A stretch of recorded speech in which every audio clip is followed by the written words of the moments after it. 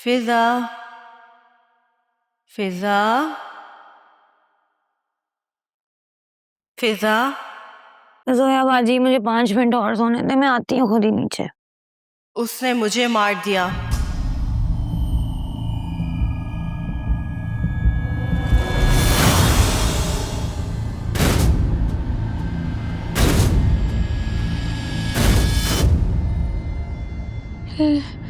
लाली, लाली ये तुम हो? तुम्हें तो सुल्तान ने मार दिया था ना? उसने मुझे मार दिया और मेरे बच्चे को भी मार दिया। इसका हिसाब कौन लेगा? कौन लेगा? कौन लेगा?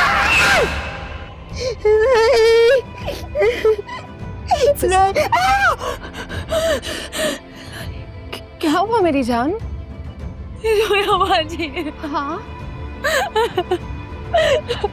मैंने बहुत भयानक ख्वाब देखा बाजी। मैंने लाली को ख्वाब में देखा है। उसको सुल्तान ने ही मारा है। उसकी रूह मुझसे उसकी खून का हिसाब मांग रही है जोया बाजी। फिजा, मेरी जान, मेरी बात सुनो। मैं तुम्हारे पास हूँ। कुछ नहीं हुआ है, बस तुमने लाली के कत्ल को ज्यादा ही सर पे सवार कर लिया है। मेरी जान, उसका वक्त ही ऐसे लिखा हुआ था। हम अपनी साइड से पूरी कोशिश कर रहे हैं। बहुत जल्द सुल्तान के खिलाफ पुख्ता सबूत मिल जाएंगे और वो जरूर कैफे किरदार तक पहुंचेगा।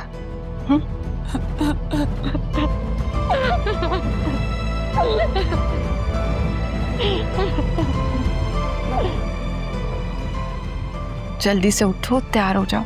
प्यारा सा भाई, दादी आई है, अकरम भी है साथ। वो कब से तुम्हारा पूछ रही है।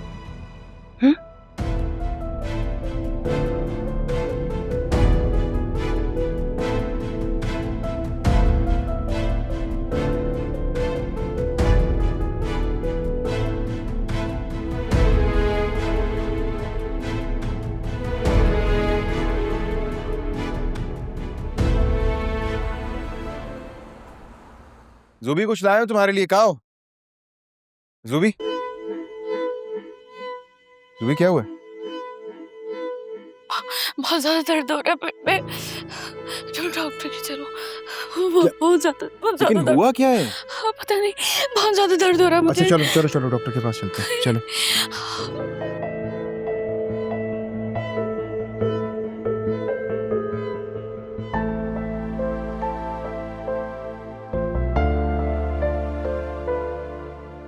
अस्सलाम वालेकुम दादी, कैसी हैं आप? वालेकुम सलाम बेटा, वालेकुम सलाम। है फिजा, ये तुमने अपनी क्या हालत बना ली? कितनी कमजोर हो गई है बेटे? दादी, इसने लाली के डेथ का कुछ ज्यादा ही सदमा ले लिया। डेथ नहीं, कत्ल बोलो। सुल्तान कातिल है, कातिल। उसने कत्ल किया है लाली का, उसके बच्चे का। अरे खुदा गारत करे ये सुल्तान को, कमबख्त मारा, मेरी बच्चों की खुशियां खा गया। आज उसकी फिर से एक नए नंबर से कॉल आई थी। क्या भौंक रहा था वो? और तुमने उसकी कॉल क्यों रिसीव की? अरे उस बेचारी के ऊपर क्यों नाराज हो रहा है? हैं? वो कह तो रही है कि नए नंबर से कॉल आई थी। दादी, नाराज नहीं हो रहा, बात कर रहा उससे।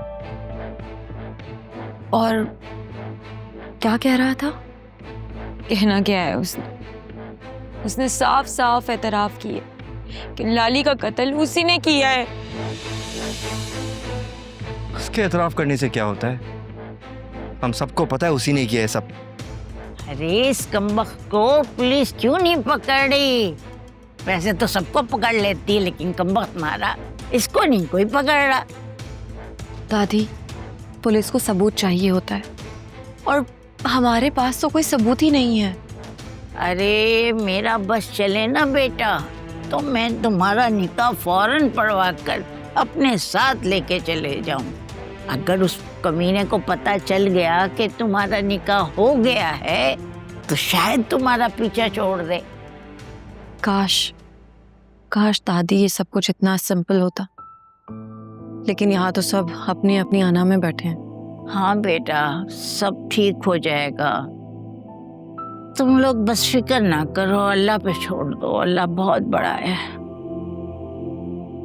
फिजा, अकरम, मुझे दादी से ज़रूरी बात करनी है। अगर तुम दोनों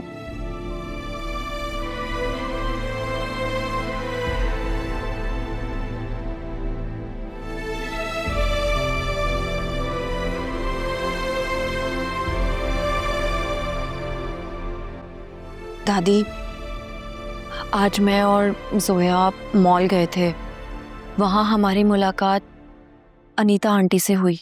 हैं? कौन? वो सुनहरा की सास? क्या कह रही थी?